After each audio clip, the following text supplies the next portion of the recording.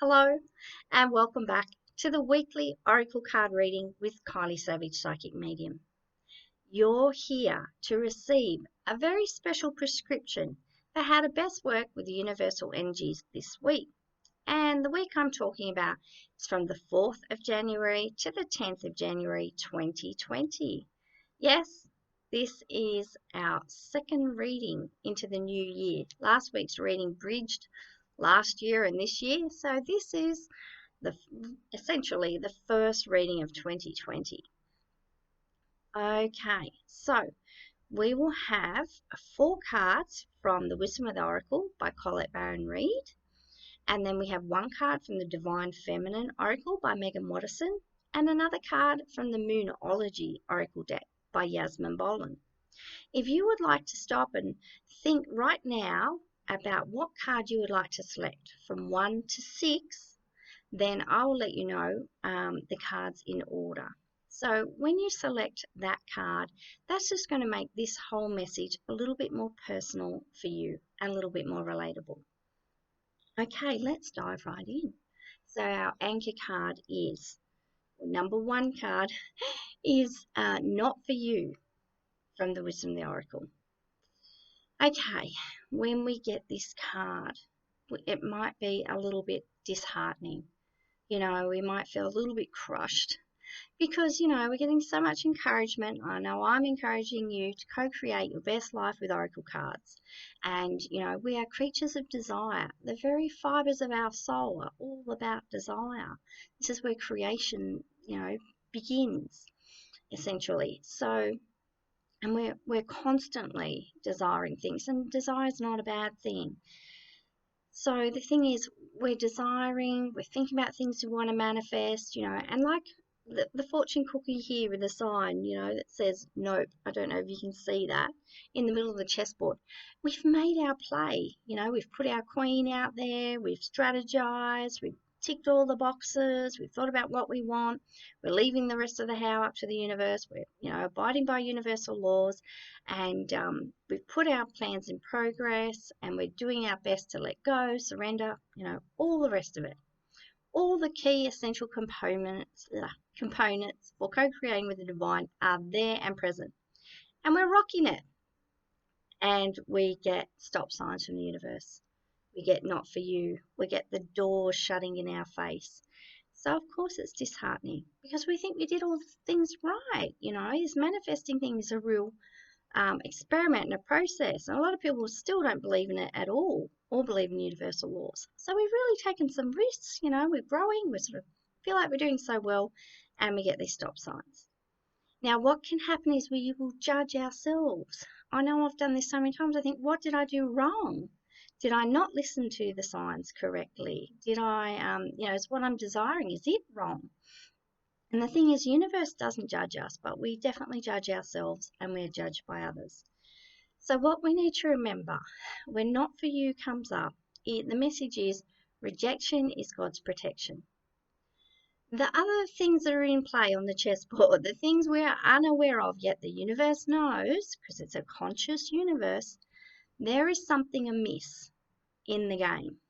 And if we were to proceed in the exact same path, in the exact same, put that play into motion, sorry, I don't play chess, I'm probably using all the wrong analogies, but if we were to put that play into motion and strategize that way, we could possibly, hit more of a rough patch, or more of a challenge, or things just wouldn't line up in another way even more beautifully for us. This is why when we're manifesting, it's so important to have this trust. We are co-creating. Spirit is our partner in this, and we co-create between those 2 pillars, life on life's terms and co-creating with the divine. And we have to trust that the divine is wise, wiser than us, and they understand all of the board and the whole game and all the plays and all the strategies. And they know, and they also understand our soul's path and evolution. They know what it was we came here, we incarnated for, what were the desires we had then. And they know how to guide us in a way so that we can have the experiences that we wanted to have, which is the whole reason why we're here. So when you get not for you, please don't be so disheartened. Please just, it's a time to pause, and it's kind of best to, engage in non-action. Just go, okay, well, that door's shut. Maybe that was happening for me. Take a deep breath. Don't beat yourself up and say, let's just pause and let's just stay in this in-between time and see what unfolds. Sometimes it can take a long time for you to understand why those doors shut, why something was not for you. And yet, when you look back, the clues were there. I often find, my self-seeking behavior will always get me into trouble. Yet when I trust God's will and I ask, what is God's will for me? Just grant me the power and the strength to carry that out. Things inevitably unfold for my highest good. And remember, we're also asking for the highest good of all. We don't know what the chessboard, what the plays look like for other people. The divine does. So we must trust in this process. When you engage in manifesting, it's a game. We need to look at, like Florence Scovel Shinn said, it's a game of life. And, we need to play it well. We need to be good sports. We need to play fairly. And we need to understand that we're never going to be completely in control of everything. And that sometimes there are wiser players out there and we can learn from them. So know that it's not all on you if these doors shut.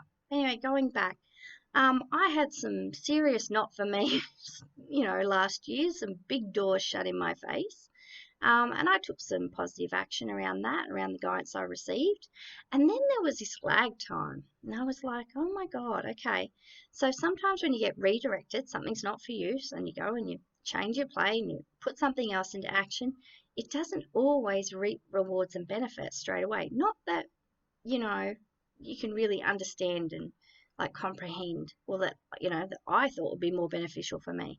It's going to take time, and it's really, when you get not for you, it's about trust, it's about pausing, and it's about patience. I'm an Aries woman. Patience is just not in my vocabulary. So it's something I've had to learn to deal with a lot. I do know one thing: when you get red flags from spirit, especially if you get 3, you need to pay attention, because Spirit is trying to guide you through a particular challenge. And if you listen to them, you're going to come through it easier, probably a whole lot less battle scarred, probably hurt a whole lot less people, have way less conflict. And, when you come through these experiences, you look back and you go, hindsight's 20/20 vision. You look back and you go, aha, now I can see it. We're all just living and learning. So, think about not for you. At the moment, we've got people trapped up and down the south coast with the bushfires. They plan to have a holiday. They're probably planning to spend a month down the coast. And the poor things got trapped on a beach in, horrific conditions. If you force your will on certain events, people, places, and things, you will inevitably find out things don't always work out for the best. Yet if you trust that your higher power understands the whole game and can lead you to what you do want or what is best for you and everyone else, then, you're going to have a more serene life, that's for sure. There'll be a lot less resistance and suffering. And you probably will find that things will turn out way better than you could ever have dreamed or hoped. I'm certainly putting my trust and faith in this. And in my past experiences. I don't know what the future is going to be for me. I don't know how things are going to unfold. I know I'm loved and cared for in each and every moment. And I know my higher power doesn't want me to suffer. They want me to expand and grow and to reach my soul's potential and to be able to experience the things that I desired to before I came here. Okay. That's the message of not for you. Now we're in a very in-between, wishy-washy kind of thing, which makes sense for kind of the first week of the new year. So we have New Life, which is our second card, also from the Wisdom of the Oracle, and it's in protection. Pardon me. So I almost thought we'd see the card Between Worlds come through. Sorry. I've actually never seen New Life come through in protection, I don't think. Usually it's upright, and I'll show you it upright.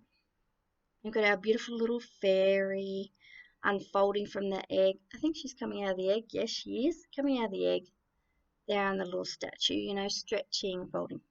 So when we have new life like this, what it means is, especially if you're trying to, you know, think about New Year's resolutions or commitments and goals, I just feel like we're in this space where it's better to let things unfold. It's better to open up a dialogue with the universe and say, what would you have me be? What do you think would be the best things for me to learn this year or to focus on this year? Let's engage in a process, and let's not expect us to, you know, have all the boxes ticked. These are all the goals. These are my plans of action. This is what I'm headed on, you know, a very sort of yang thing. This is more of a yin message saying it's a time of pausing, trusting, and receiving. You know, receiving messages about our highest good. So we don't know. We're in that in-between stage of not knowing. And we understand that we're in this new phase, you know, the beginning of the new year. It's a lovely time. It's that clean slate. Yet I just feel like all of us, especially us conscious creators, we really need to be more receptive and take more of a back seat this year to let things unfold, to be guided and directed by higher forces. This is the wisdom coming through. Remember, I've been talking a lot about wisdom. So I feel really okay that I haven't, you know, formulated all my goals. I keep getting that message, you know, hang back and wait. And I feel like something much better than what I could dream up will come through. So if you're in this in-between stage, that's okay. Just relax into it. Breathe into this space. So we have peace. And this is a third card, and it's another reminder to have radical acceptance. You know, we are creating a brand new world. We're in a 4-year, 2020 is a 4-year. I'm in a personal 5-year. If you want to know about your personal year, you add your birth date and birth month together with the number for the year, which is 4. So I'm 6 of the 4th. So 6 plus 4 is 10 plus 4. That's 14. And then you add 1 and 4 together makes 5. Ask me if you're interested and I'll send you a link to work out your personal year. It's really helpful to know that. So what was I saying? Radical acceptance. All of us going forward, I feel like, you know, as you said, we're building the foundations for this new world. That's what I was talking about. And we need to accept the way things are. You know, the thing with these bushfires that have been happening in Australia, they are radically encouraging us to accept what is. You need to accept climate change. It's a massive reality, and if you can't see that from where I'm sitting, you know, where you are, there's images of burning Australia have gone right around the world. At the moment, there's a prayer vigil too at 6 o'clock Sydney time. I'll probably join it later on or tomorrow. That's on my Facebook page. I'd love for you to join that. We're praying for rain and an end to this drought. So yeah, radical acceptance. The world going ahead may not be the way we want it, yet the way the information I keep getting from Spirit is we are building the foundation for this new earth. And it's not, there's going to be a lot in there that we're not going to like or want. And the next card's going to talk about that, how we want to cling to the familiar. We've got to let it go. If we want peace, we have to radically accept what is. I don't like the bloody bushfires. I don't like the people who've lost their lives, their homes. Our communities have been shattered, the wildlife lost and the devastation.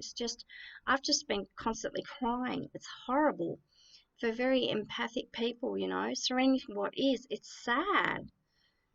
It's very sad and it's very frightening. And you can't just go about business the way as usual. You know, the cost of these fires on the economy has been massive too. There's people down the South Coast. I love the South Coast. I spent most of my childhood down there. I spent a lot of time with my nana at a place called Currong. It's 22 kilometres out of Nowra. Nowra's been on bloody fire. The south coast of Australia is some of the most beautiful country, you know, in Australia and possibly the world. I still think South Coast beaches, you know, Huskisson, I love Huskisson. Shout out to any Huskies here. It's the Jervis Bay. It's just amazing. It's been polluted. The waters have been polluted this year by fire retardant chemicals, ironically enough. And it's in threat of bushfires, that massive Carwin blaze. I have family, and the fire has gone from the coast all the way up the centre of the Southern Highlands. I've never heard of that before. And I have family right in the way of it, friends. If this fire is affecting so many people that we know. So yeah, radical acceptance. I don't want to live in a world with climate change. I don't want to live in a world where politicians and leaders bury their head in the sand and don't do shit about it. I don't want to live in a world where people get on social media and argue and carry on and be ugly and horrible to people, over it, rather than digging, taking some positive action, digging in their pockets and donating, and helping people out. There are some really beautiful stories coming out too, great acts of heroism and genuine, friendship and community and people being good neighbours and good humans. That's been really lovely as well. I don't mind taking, the good things into the new world order, sort of new world view. If we want peace, we can't fight against what is. We have to open up our eyes. We have to see the world honestly. And we have to work from that space going forward. So when you accept what is, peace comes. That's the gift of radical acceptance. No place like home. That's our fourth card. If you pick that one, this is a card for you. And it's in protection as well. So I'll just show you. I think we've had this one a few times, but not protection, I don't think. I can't remember. Isn't that terrible? Okay, no place like home is saying that sometimes, we want to rush towards what's familiar. As you said, we're birthing the foundations of this whole new earth, this whole new world. And we may, because we feel uncomfortable and uncertain, we may just, and because it's what we know, we may want to make our new world like our old world. And that is not what this time is about. This time is about birthing something new. We all need to get that message in our heads. I feel the same way. Yeah, for a long time I've thought, I just want, especially when I had a child who is 20 tomorrow. Happy birthday, Lena. I just wanted my little world to stay the same. I wanted enough water. I didn't want there to be a drought. There was droughts when she was born. I wanted, a nice house. I wanted air conditioning. Didn't have any at the time. She was born in January heat. I wanted, my partner and I to be stable and okay. And I wanted things to go on the way they were so we would be okay. And I realised how selfish that is. It's okay. It's a human desire. It's a very normal, natural one to have. Just to want peace and security and to be able to create a way of life for yourself and your family, and for your child to have a secure future. And yet I realised there are people all around the world. There were other mothers holding babies who weren't going to make it through their first year, because of disease or famine or drought, or violence, and for me just to want to live in my bubble and my bubble to be okay did not take into recognition the suffering of others. So the onus is on all of us to birth this new world and to not make it like the old world. We have to sit with our feelings of uncomfortability and uncertainty and insecurity and just feeling lost. Because this is part of the process. We will move through this. And we need to hold this space, hold it open for the new things to be birthed through. So even when you scramble and you want the familiar, you want to be able to take your holidays on the South Coast every year at the same time. Well, maybe you can't going forward in the future. You want to spend all your Christmas dollars on fancy stuff that comes from overseas. Well, maybe you'll think about, donating to places like the Red Cross or the Koala Hospital or Rural Aid next time. You go and help a farming family out for your holidays instead of spending them on the beach. There are so many ways we can be of service. And the world does need all of our ideas and our creativity, our energy and our effort, our positive inspired action. The world needs all of us to be, engaging in this process. Not all of us will. doesn't mean we're not needed, and then our efforts aren't needed. So, even when you're dreaming about, a world that could happen here, that's a good thing. When you're working on yourself and you're trying to be kinder and more loving and more self-compassionate, compassionate to others, when you're on this spiritual path, what you're doing is really, really important. You are part of this new world we're setting the foundation for this year. So know that, when you're feeling like you're not doing enough, or you want to go back to the old familiar ways, so you want to dump all this spiritual stuff so it's all too freaking hard, just remember that it's okay what you're doing and you are enough. All right. I love Megan Watterson. If you don't know Megan Watterson, this is her beautiful Divine Feminine Oracle. Please go and look her up. Her name, Megan, is MEGGAN.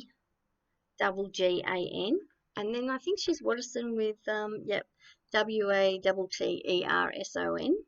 Pardon me. Megan has written books. She runs a foundation or a church called Red Ladies, or a spiritual following. She's really present on the internet. You can see lots of interviews with her. She does fantastic interviews. Look up Megan Watterson and Kyle Gray. They're good buddies, and they've done some terrific interviews and probably podcasts or something together. But yes, the Divine Feminine, the polar shifts. Megan is one of the beautiful, leaders bringing about the polar shift from the masculine to the feminine, the rebalancing of the energies. Definitely look up this oracle. And I was thinking about it. The very first card I pulled from that oracle when I shuffled it, and I kept thinking about it, and I heard the story about it. I pulled it, and I've pulled it again today. I was thinking about it as I pulled it out. Ta-da! So this is the 5th card. If you pick card number 5, this is your message. You couldn't get a better one, could you?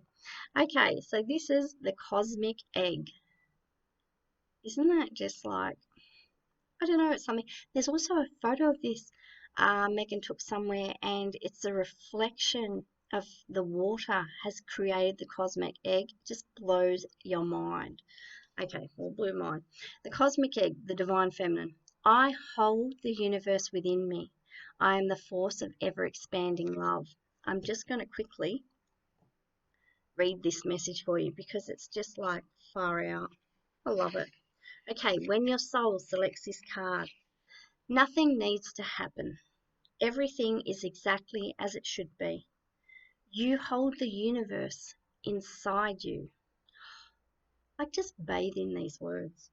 All life emerges from within. If you try to exert pressure for something to exist before it's ready, remember, talking about not for you, our anchor card, that new life within you won't have the time it needs to fully form. The cosmic egg is the essence of the divine feminine. It is the ultimate symbol of the creative force that exists within each one of us. It's the dark, loving womb that holds and protects all creative expressions of life. If we allow what's within us to emerge in divine timing, in kairos or soul time, then what's within us will transform us. This is it. This is essentially the whole message in this reading. Oh, I just love it. That egg is the trust that what is ours can never be taken from us. So there's no need to answer the ego's push to rush the process, to impress others, or to complete something on someone else's timeline, or to want something that we think others want us to want. The egg is the faith that our process is sacred, that even in the midst of what looks like chaos or delay or even death, there's a tendril of new life that needs only our trust to eventually take form. And the egg is the knowing that life begins again after death from within. I don't think I can add anything more to that. It's so perfectly written and expressed. And I want you to really, to think about that, replay it and take it in, because that really is the message for this week and for, this year going forward. I really felt guided to pick up the Divine Feminine Oracle. I'm so glad I listened. Okay, if you pick the 6th card, this is a Moonology card, and it's the South Node. We have the North Node and the South Node, and it's don't let your past hold you back. I've had this come up a few times in my moon manifesting rituals, and actually I had it a fair bit. So I've looked at the message for this as well. And it's about, the same as the new, no place like home in protection. The message is pretty much the same. It's reiterating that we can't bring all of our past into our future if we want to create something new. There's a full moon in Cancer on the 11th of January for Sydney.